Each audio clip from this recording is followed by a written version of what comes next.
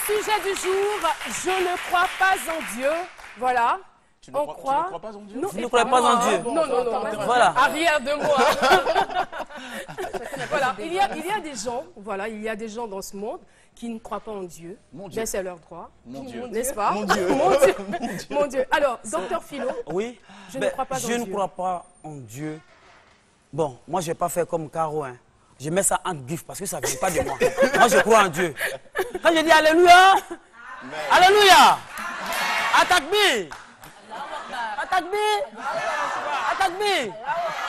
C'est pas merveilleux tout ça là. Ça là, c'est pas intéressant quand vous répondez comme ça. Moi, je ne vais pas aller trop dans les détails, hein, mais je dirais que quand... C'est mieux aussi. Voilà, non, c'est mieux. Parce que quand tu es trop rentré, c'est-à-dire, quand tu observes le ciel, l'immensité du ciel, la grandeur de la terre, la forêt, quand tu vas à Bassam et que tu vois la mer, l'étendue de la mer, le bleu, le vert, le bleu, tout ça, et puis... Franchement, c'est naturel. Attendez. J'ai pas bien entendu. Qu'est-ce que tu as dit? Caroline, ce chef-d'œuvre vivant. Oh là là. Ah ça, c'est pas bon. C'est pas bon. Dieu existe. Comment? Moi, je crois en Dieu. Ça, ces gens de créatures là, tu peux dire là que Dieu n'existe pas. t'oblige à croire en Dieu. On ira plus loin pour dire quand on se réfère aux catastrophes naturelles, les éruptions volcaniques, les tsunamis, les étoiles, les planètes. Les extraterrestres. Même la forêt du Banco, quand tu passes, tu regardes la forêt du Banco là, tu sais qu'il y a quelqu'un qui est au-dessus de nous. Mais malheureusement, je dis bien malheureusement parce que moi je crois en l'existence de Dieu, il y a certaines personnes qui disent que Dieu n'existe pas. Mon Dieu. Ça dépasse, moi personnellement, ça dépasse mon entendement. Ça te rend Il y a de quoi? Je sais que vous aussi, ça dépasse votre entendement. N'est-ce pas? Alors. Merci, Oui, docteur Philo. Voilà, c'était donc ton point de vue. On va prendre le point de vue de certains téléspectateurs qui n'ont pas eu la chance d'être avec nous aujourd'hui. C'est parti pour le micro-trottoir.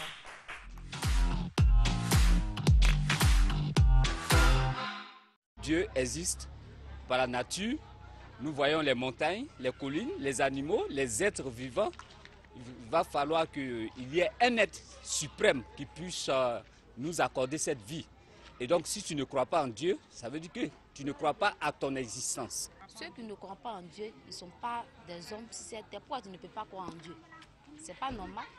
Les personnes qui ne croient pas en Dieu, c'est parce qu'ils n'ont pas encore vu la gloire de Dieu, n'ont pas encore vu Dieu se manifester dans la vie d'une personne. Je suis issu d'une famille chrétienne. Donc je ne peux pas dire qu'au jour d'aujourd'hui, en Dieu, je ne crois pas. Même si parfois il y a certaines déceptions, mais ce Dieu-là, il existe pour moi. Les gens qui ne croient pas à Dieu, sincèrement, ils sont en retard. Parce que je ne sais pas qui les a créés. Comment ne pas croire à ton créateur?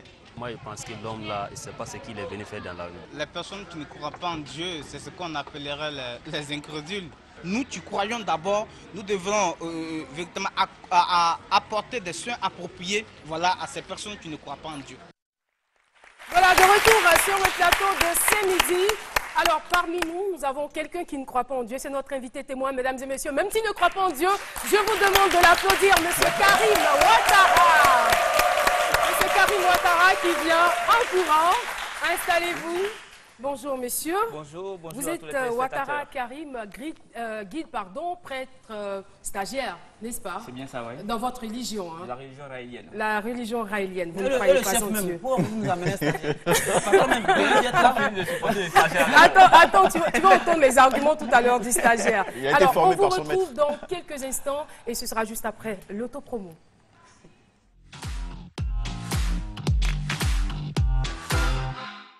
Salut à tous, Jessica. Vous voulez devenir des rois de la récup? Alors suivez-moi tous les mardis et les jeudis sur C'est Midi avec la rubrique C'est pas con. Bonjour, je suis Denis Loïc. Retrouvez-moi tous les lundis dans C'est Midi pour les insolites du sport. Les grands rendez-vous, le meilleur de l'actualité culturelle, les plus belles destinations touristiques pour découvrir et vous faire rêver, c'est tous les mardis et vendredis avec moi-même, Jean-Michel Honat. Je m'occupe de vous. Bonjour à tous, je suis Hussein Sidibé. Retrouvez-moi tous les mercredis avec la rubrique Invention et nouveautés sur C'est Midi. Wow, j'adore ce public. J'adore ce public. Je vous adore. Je vous adore. Et c'est vrai. Ils s'enchantent. N'est-ce pas? Monsieur Ouattara, Karim, vous aimez ce public? Ah, j'adore ce public. Ça donne la pêche. Hein. Ils ont de la pêche. Tout à fait. Ils dégagent la vie. Ça dégage la vie. La vie qui vient de Dieu. Tout à fait, la bonne énergie. Je l'ai eu. Il a dit tout à fait. Je l'ai eu. Je l'ai eu. Je lui dis, il dégage la vie qui vient de Dieu. Il dit tout à fait, tout à fait. Là, c'est terminé. Hein. Le débat, il est clos. On ne discute plus. Le débat est clos. Essayez, s'il vous plaît. Jean-Michel, tu peux l'aider parce que je crois qu'il a sa chaîne. Tout à fait. Une chaîne qui ne doit jamais le lâcher. Vous dormez avec Oui, je fais tout ce que je peux avec. Pourquoi ça vous protège? Tout, hein? Non, en fait, c'est un symbole. Ça s'appelle le symbole de l'infini. Le symbole de l'infini. Oui, c'est le symbole de nos créateurs, les Elohim, ceux qui ont créé la vie sur Terre. D'accord. Et c'est un symbole qui est composé de deux parties. Si vous permettez, il y a deux triangles imbriqués qui représentent un peu l'étoile de David. D'accord. Voilà, ça nous fait penser à l'étoile de David. Et ensuite, au milieu du symbole, vous avez le swastika. Alors, le signe d'Hitler, là, je vois un truc d'Hitler. Oui, son nom, ça s'appelle le swastika. D'accord. Le signe d'Hitler. D'Hitler, ouais. C'est un symbole très ancien, antérieur à Hitler, bien avant Hitler, puisque j'ai dit que c'est le symbole de nos créateurs, donc ça dit à la création de la vie sur Terre, ce symbole existait déjà sur Terre. D'accord. Je vais juste donner un exemple. En fait, on y reviendra. Oui. On y reviendra parce Voilà. que nous, on s'interroge. Hein. Oui. On s'interroge. On regarde la création, Oui. on regarde tout ce qu'il y a de beau sur la terre. Tout à fait. Et on croit en Dieu. Oui. Mais vous dites que vous ne croyez pas en Dieu. Oui. Mais laissez-moi vous faire une petite précision. Nous ne disons pas que nous ne croyons pas en Dieu. Qu'est-ce que vous dites alors? Nous disons que Dieu n'existe pas. Ah, c'est différent. Ah, c'est encore grave. Voilà. Hein. Parce que quand vous dites, ça c'est encore grave. Parce que quand vous dites que nous ne croyons pas en Dieu, ça dit qu'il peut exister Il puis peut on ne croit pas. Mais Dieu n'existe pas en réalité. C'est-à-dire qu'il est inexistant. Tout à fait. Et vous pouvez nous dire un peu qui vous a créé? Comment est-ce que vous êtes venu au monde? C'est une très belle question. Ce n'est pas parce que vous ne savez Je pas. sais que vous m'attendiez là. Ce n'est pas parce que vous ne savez pas que c'est Dieu. Si vous ne savez pas, cherchez à savoir. D'accord. Voilà. Et justement, je pense que c'est la raison pour laquelle on vous a invité. Tout à fait, parce qu'on veut savoir pourquoi vous ne croyez pas en Dieu. Voilà, tout à fait. Nous, les Raéliens, la religion raélienne, dit en substance qu'il n'existe pas de Dieu, il n'existe pas d'âme, mais toute vie sur terre est l'œuvre des Elohim. Les Elohim. C'est qui les Elohim, au juste? Tout à fait. Les Elohim, c'est en hébreu ancien un terme qui signifie ceux qui sont venus des cieux. Et c'est bien au pluriel. Qui sont venus des cieux. Tout à fait. Et le singulier étant Eloa. Voilà. Et comme Eloa, c'est sous. Tout à fait. Voilà. Il est avec nous dans ce studio, il assiste à l'émission. Et les Elohim, grâce à la science, grâce à la maîtrise de l'ADN, sont venus, ils ont quitté leur planète. C'est une humanité, comme notre humanité, qui vivent sur une planète loin de nous. Comment on appelle cette planète? Pas plus de détails pour l'instant. Non, justement, vous voulez nous enseigner, vous voulez nous instruire, on veut savoir. Permettez-moi de résumer rapidement les messages raéliens, sinon on ne va pas comprendre. Vous insistez. Voilà, sinon les téléspectateurs ne vont pas comprendre si je suis interrompu.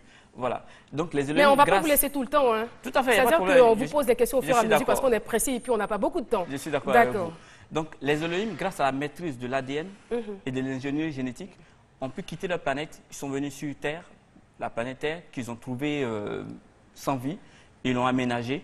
Ils ont créé toute forme de vie. Ils ont trouvé la planète Terre sans vie. Sans vie. La Terre a été créée avant la Terre existait déjà depuis le début. Donc, mais qui a créé la Terre qui existait, la Terre sur laquelle ils sont venus? Je vais en venir. Non mais attends, répondez à la question. Je sais que ça correspond à une réponse dans votre religion. Je vais répondre à toutes vos questions. Ne vous en faites pas. Voilà, les questions vont venir après si vous voulez. Mais laissez-moi résumer au moins le message raélien. Je veux dire qu'on n'a vraiment pas le temps de... Vous avez un livre? Donc, lorsque... Vous avez un livre? Les Raéliens, nous avons des livres. D'accord. Voilà. Et donc, les Elohim sont venus créer toute forme de vie sur Terre, grâce à la maîtrise de l'ADN, disais-je. Et à la fin de cette création, les Elohim ont décidé de créer des êtres humains à leur image et selon leur ressemblance. Et c'est là que ce bout de phrase prend tout son sens, parce que nous sommes la copie parfaite des créateurs. Et après avoir créé la vie, les Elohim sont retournés sur leur planète et nous ont laissé progresser de nous-mêmes. Mais à chaque période de l'évolution de l'humanité, ils nous envoyaient des messagers, des prophètes. Je veux dire, les Elohim, on peut les situer à quelle époque? Quand est-ce qu'ils ont fait cela? Il y a environ 25 000 ans. 25 000 ans, Voilà. ils avaient leur laboratoire là-bas. Ils sont, sur la planète, ils sont venus, ils ont créé des en fait, laboratoires ici, ils ont créé quand la vous vie. parlez des Elohim, vous parlez des extraterrestres, c'est Tout à bien fait, cela. tout à fait. Et quand vous nous dites extraterrestres, nous, ça nous ramène à Goldorak, Spectroman, tout ça, mais c'est ça, justement, c'est ça. Mais attends, parce que moi, je ne peux pas comprendre. Enfin, je ne peux pas comprendre comment une personne normale qui a été créée... Vous n'allez pas comprendre si vous me trompez à tout moment. Non, c'est parce qu'on n'a vraiment pas le temps. Voilà. Mais allez à l'essentiel. Oui, je vais à l'essentiel. Voilà. Ils ont envoyé des prophètes. Ils ont envoyé des prophètes. Minute. Qui sont ces prophètes? Il y a eu environ une quarantaine de prophètes. D'accord. Dont Jésus, Bouddha, Mahomet, Élie, tous les grands prophètes qu'on a connus. Ce sont les extraterrestres. Quand Jésus est venu, il n'a pas dit qu'il était envoyé par des extraterrestres. Si, il a dit, bel et bien. Il n'a pas dit. Il dit que c'est son Père, c'est Dieu. Jésus a dit, mon Père qui est dans les cieux. Être dans les cieux, ça ne veut pas dire être partout. Mon Père a un royaume dans les cieux. Il est roi de ce royaume. Et je vais retourner auprès de mon Père. Jésus l'a bien dit. Maintenant, entendre qui veut l'entendre. Mais le Père, c'est pas un humain, c'est pas ce dont vous parlez. Et donc, tous ces prophètes-là avaient une mission. Vous avez de la chance parce qu'on me demande dans l'oreillette de me calmer un tout petit peu, franchement. Mais il le faut, sinon les téléspectateurs ne vont pas comprendre. Je vais essayer. Voilà. Et donc, tous ces prophètes-là avaient pour rôle de préparer l'humanité à l'âge que nous vivons maintenant. Mais justement... Et nous sommes entrés dans cet âge-là. D'accord, on est rentré dans cet âge, vous développez la thèse selon laquelle l'homme ne vient pas de Dieu, l'homme a été fabriqué en laboratoire par des extraterrestres. Mais je veux dire, qu'est-ce que vous véhiculez au juste comme message? Pourquoi vous voulez qu'on vous suive? Pourquoi vous voulez que les gens croient forcément en cette doctrine? C'est ce que je m'apprêtais à dire. Que Dieu n'existe pas. Pourquoi? C'est ce que je m'apprêtais à dire justement. Voilà.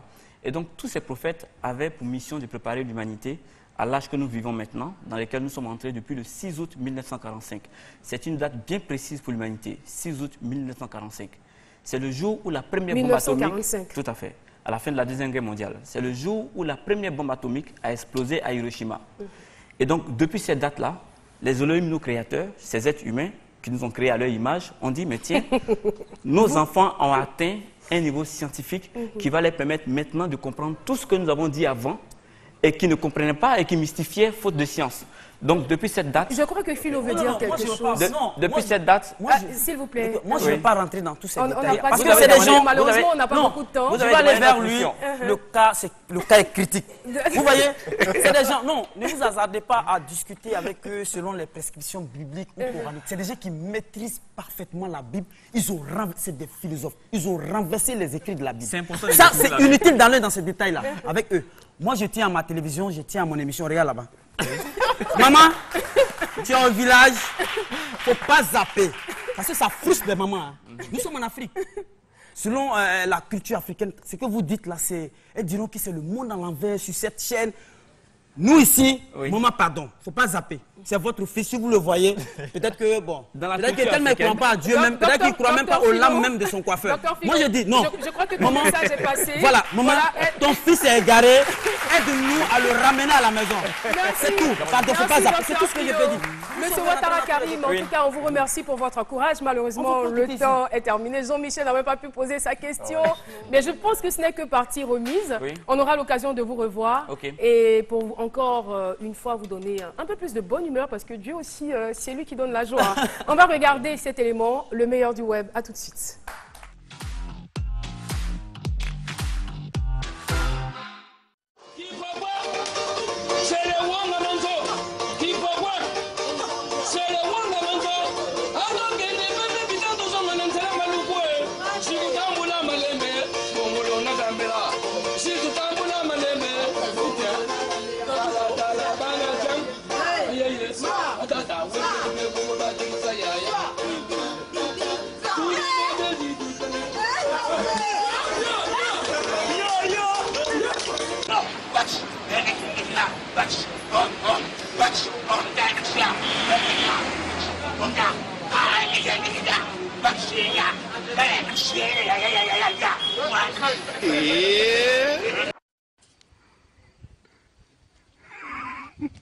Go street keep running, come on!